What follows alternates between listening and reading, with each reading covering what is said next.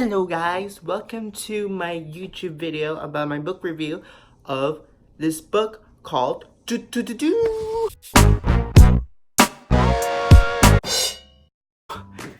Isle of the Lost, not Isle of the Lost, Escape from the Isle of the Lost by Melissa de la Cruz. This is the fourth book of the Descendants book series from Melissa de la Cruz. This is the fourth one. Here is the side, this one, yeah, the back. Back is beautiful.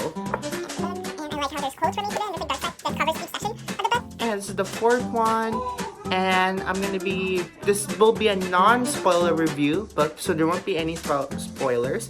But there will be a little bit of spoilers of the second one and the short series. I mean, obviously, if you haven't seen it, go ahead and watch it before watching this video. But if you're here, then hello. So I haven't done a book review of this series in so long. I'm gonna give a link video of my first ever review from the first book of the series, and ignore the background voice from my brother. Yeah, I'm gonna get right into it.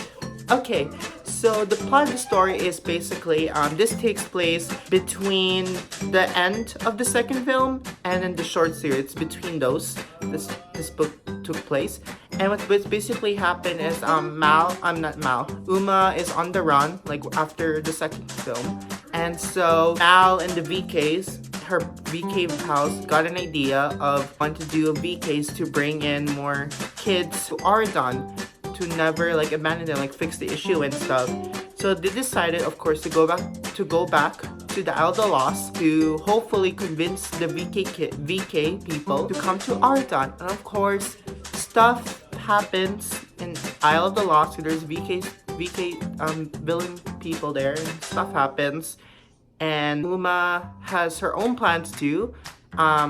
She teams up with Hades, and they have the same desires as what they both want. Of course, to get out of the lost and free the burial, and they'll have plans to do something to Mal. And so they all return from the Isle of the Lost, and that's basically what the book is basically all about. Good thing I like about this book is, of course, the wonderful cover. I like the colors of it. I wish there was more with just a simple thing, but I'll accept it. It looks so beautiful in person. And I just wish that this one is more in the middle instead of the side. It looks so awkward unless you fold it a bit, but I guess you get used to it. I like how it's book 4 and right here. And the Descendants franchise is growing so much since in the beginning. And the third one, so this is basically a prequel for the third Descendants film. And what I like about it is that you get to find out what the VKs are doing at the moment right now, like after the second one, what they're up to, and you find out like what do they want to do after high school. I forgot that they're graduating, of course. There's lots, you find out about that a lot. And what I like about it is that you do get to explore a little bit on Ardon and now the Lost, and it's beautiful. And there's so many great Disney and Descendants reference, even the chapters as well. And which I like about it, of course, I like how they revisit. For example, there's a chapter, a big section of the book where they visit their old school in Isle of the Lost, which is great, and it's great revisiting that location again. It's been so long since, which is great. I love that scene, and I really like how this book gives us a little bit of a clue, a little bit of a tone on like what the third installment of the Descendants franchise it's going to be. No.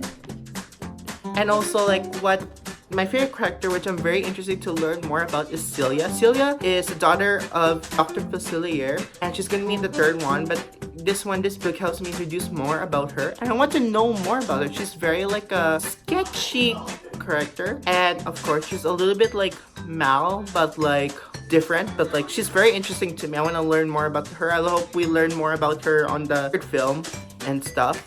And what's meh about this book is the plot and stuff. Like most of the plots mostly happen, of course, in the middle of the book, and then the pacing was it's like it goes a little bit slow and then it goes a little bit more faster. It got more interesting once you go inside the Isle of the Lost. And yeah, and also like there's a little bit of a backstory about Hades, which I just find it unnecessarily. It's not really a backstory about him. It's more about like what he's been doing this entire time during the Isle of the Lost and stuff. And there's a little bit of confusion with the battle. There's a quick battle scene in here, and it's very confusing if it's, you know, if you watch from the show, if it's like real or not and stuff. And yeah, it's very confusing. I hope that will be clarified in the third one. Most probably not, but it's, to me, just very confusing, and even my question is too. And what I really don't like about this book is how short it is. It's, I think this is the shortest book of the Descendants, and it's like only like 273 pages around that. This is, the third one is more compared to this one. Like when you look at it, it looks very short, and the pacing is of course very, very fast. It goes like really, really quick. Like they do a little bit of Auradon, and then towards the end they do a little bit of Auradon, which feels like the end basically, and then you figure, oh yeah, there's also another third movie too coming up, and it's very, very quick, and the beat of this book is very similar from the other one. Like, and I'm finding it very sad how they focus less on the graduation.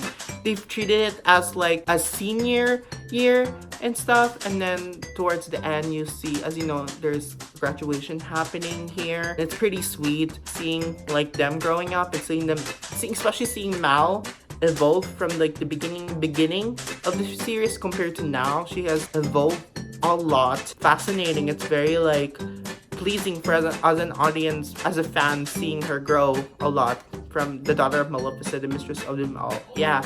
And I just wish that we would learn more about Audrey. She's mentioned there a little bit. I guess they're saving it for like the third one, since I feel like she's gonna be a big role in the story, hopefully. But I was hoping we can learn more about her, what she's been up to, but I guess we'll find out on the third one. And yeah, so I would recommend getting this book. If you're a very big Descendants fan, get it. If you have the collection, then get it.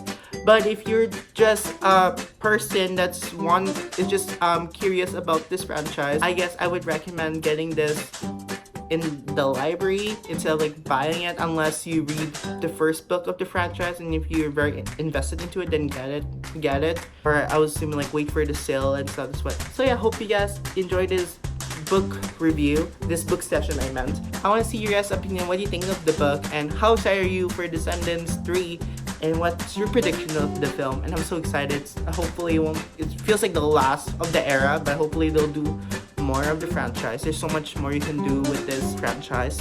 And yeah, hope you guys enjoy it. I hope you guys enjoy it. If you do, don't forget to give a very big thumbs up and subscribe. And I'm so sorry if I missed some points of the book.